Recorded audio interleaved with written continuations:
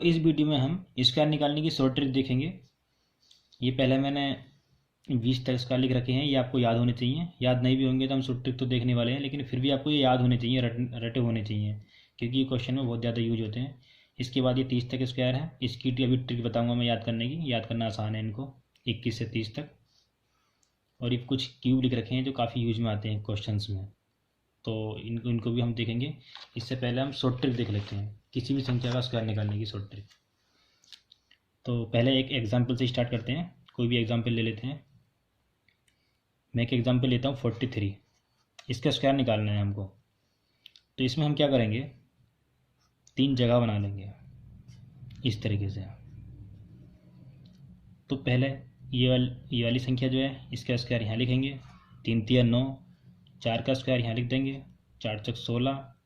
इसके बाद इन तीनों के आपस में मल्टीप्लाई कर देंगे, 4 तिया 12 दूनी 24, तो 24 का 4 यहाँ और 2 कैरी आ जाएगा। तो इस तरीके से इन दोनों को जोड़ देंगे, फिर 2 कैरी यहाँ जुड़ जाएगा,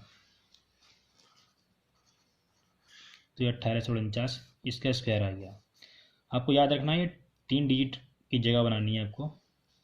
इसके बाद कोई दूसरा एग्जाम्पल देख लेते हैं। मान लो 27 है, 27 का स्क्वायर निकालना है, तो 3 जगह बना लेते हैं। 7 का स्क्वायर यहाँ पर, 7 7 49, तो 4 यहाँ कैरी आ जाएगा।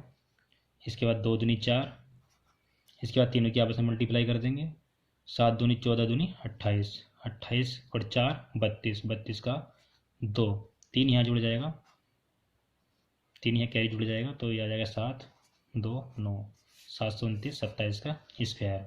कोई दूसरा एग्जाम्पल देख लेते हैं थोड़ा बड़ा। मान लो 73 है, इसका स्क्वायर निकालना है। 3 जगह बना लेते हैं, 3 तिया 9, 7 7 49, इसका स्क्वायर यहाँ लिख दिया। इसके बाद तीनों की आपस में मल्टीप्लाई कर देंगे, 7 तिया 21 दूनी 42 का 2, 4 कैरी यहाँ आ जाएगा, तो ये हो जाएगा 53 2 9। इस तरीके से ये इसका स्क्वायर आ गया। अब हम देखते हैं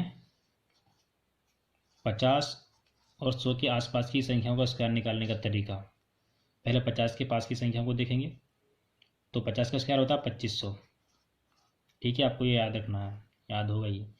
अब अगर हमें 51 का निकालना है, 51 का स्क्वायर निकालना है, तो ये 50 से कितना ज़्यादा है, 1, तो इस 25 में को 1 जोड़ देंगे, 26, और उस 1 का स्क्वायर इन 2 डिजिट के रूप में लिख देंगे, 0 1, इस तरीके से। मान लो दूसरी संख्या ले लेते हैं, 53 ले लेते हैं। तो 3 ज़्यादा आए 50 से, तो 25 में को 3 जोड़ देंगे, तो हो जाएगा 28, और 3 के स्क्वायर 2 डिजिट में लिख देंगे, 3 तिया 9, इस तरीके से। मान लो 57 ही ले लेते हैं, थोड़ा और बड़ा। तो ये 7 ज़्यादा हो गया 25 से, 25 और 7 32, और 7 का स्क्वायर यहाँ पर लिख देंगे 2 डिजिट में, इस तरीके से, ठीक है। ये तो 50 से ज़्यादा थे, 50 से थोड़ा कम देख लेते हैं। मान लो 49 का है, 49 का स्क्वायर निकालना है। ये 1 कम है, तो 25 में से 1 घटा देंगे तो कितना हो जाएगा, 24, और 1 का स्क्वायर यहाँ स्क्वायर ही लिखते हैं, चाहे कम हो 50 से चाहे ज़्यादा हो, तो यहाँ स्क्वायर ही लिखेंगे। जितना कम होगा स्क्वायर यहाँ लिख देंगे उसका, जैसे 1 कम है तो 1 यहाँ, 1 का स्क्वायर 1 यहाँ लिख देंगे, तो 24 0 1 आ गया। मान लो 46 ही होता, तो ये 4 कम है 50 से, तो 25 में भी 4 कम कर देंगे, तो हो जाएगा 21, और यहाँ 2 डिजिट में 4 का स्क्वायर लिख देंगे, 4 चौक 16। इस तरीके से 50 के आसपास की संख्याओं का स्क्वायर आसानी से निकाल सकते हैं। अब हम देखते हैं 100 के आसपास की संख्या का स्क्वायर निकालने का तरीका। तो 100 का स्क्वायर होता है 10,000, तो इस 100 को याद रखना है, इस वाले 100 को। मान लो हमें 101 का निकालना है, तो इस 1 का दुगना कितना हुआ, 2, तो 102 तो यहाँ पर आ ही जाएगा इस 100 की जगह, 102, ठीक है। अब 1 ज़्यादा है, तो 1 का स्क्वायर 2 डिजिट में फिर यहाँ लिख देंगे, इस तरीके से। 1 का स्क्वायर 1 ही होता है, तो यहाँ लिख देंगे इसका। अब मान लो अगर हमें 103 का निकालना है, तो 3 का दुगना कितना हो गया, 6, तो 106 यहाँ लिख देंगे। इसके बाद 3 का स्क्वायर 2 डिजिट में यहाँ लिख देंगे, 3 तिया 9। बस यहाँ पर 50 में और 100 में इतना अंतर है कि यहाँ पर अगर 101 का निकालना है तो 1 का दुगना लिखना पड़ता है, लेकिन यहाँ पर वही लिखना पड़ता है, वही जोड़ना पड़ता है। जैसे 1 है तो 1 ही जोड़ दिया, 25 में 26 हो गया, लेकिन यहाँ पर 1 है तो यहाँ इसका दोगुना जोड़ रहे हैं 100 में को, इस वाले 100 में को, और यहाँ इस वाले 25 में को एक ही जोड़ रहे थे, और यहाँ पर 100 में को दोगुना करके जोड़ रहे हैं 102। जैसे एक था तो दोगुना करके 2 जोड़ दिया, तो इस तरीके से इसका स्क्वायर आ गया था। अब देख लेते हैं कोई दूसरी संख्या, मान लो 106 ही है, तो 106 का स्क्वायर निकालेंगे हम, 6 का दोगुना कर देंगे 112 हो जाएगा, 6 का दोगुना कर रहे हैं। इसके बाद 6 का स्क्वायर कर देंगे, 6 छंग 36, ये इसका स्क्वायर आ गया। अब 100 से कम का देख लेते हैं, मान लो 99 का देखना है, 99 का स्क्वायर निकालना है, तो ये एक कम है 100 से, तो उस एक का दोगुना कम कर देंगे इसमें से 100 में से, तो 98 हो जाएगा। इस 100 में से अगर ये एक कम है तो इसको दोगुना कम करेंगे, मैंने बताया था 100 के आसपास की संख्या को उसका निकालने का तरीके में दोगुना करते हैं इसमें, और इसमें वही घटा देते हैं या जोड़ देते हैं। इसमें जैसे एक कम है तो 2 कम करेंगे हम 100 में से, तो ये 98 तो आ ही जाएगा। इसके बाद उस एक का स्क्वायर यहाँ लिख देंगे, लगभग सेम ही है, बस एक ही जगह थोड़ा डिफरेंट है कि यहाँ पे दोगुना करना पड़ता है।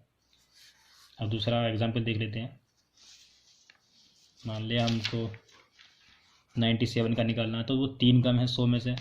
जब 3 कम है तो हमें क्या कम करना है, 6 कम करना है 100 में से, ठीक है। तो 6 कम करेंगे तो 94 हो जाएगा। उसके बाद 6 का स्क्वायर नहीं 3 का स्क्वायर, क्योंकि 100 में से 3 कम है तो 3 का स्क्वायर लिखेंगे यहाँ पे इस तरीके से, ठीक है। तो ये इसका स्क्वायर आ गया। इस तरीके से हम इनका स्क्वायर निकाल सकते हैं आसानी से। इसके बाद देखते हैं हम कुछ और संख्याएँ होती हैं जिनका हम और जल्दी निकाल देते हैं। जैसे 25 ही देख लेते हैं सबसे पहले, जिसके लास्ट में 5 होता है उसका स्क्वायर हम बहुत ज़्यादा आसानी से निकाल सकते हैं। जैसे 25 तो हमें लिखना ही होता है लास्ट में। उसके बाद जैसे 2 लिख रहा है यहाँ पे, 2 से जो नेक्स्ट संख्या आएगी, जैसे 3 है, 2 के आगे तो 2 3 6, दोनों की मल्टीप्लाई करके यहाँ लिख देते हैं, 25 इसका 625 होता है।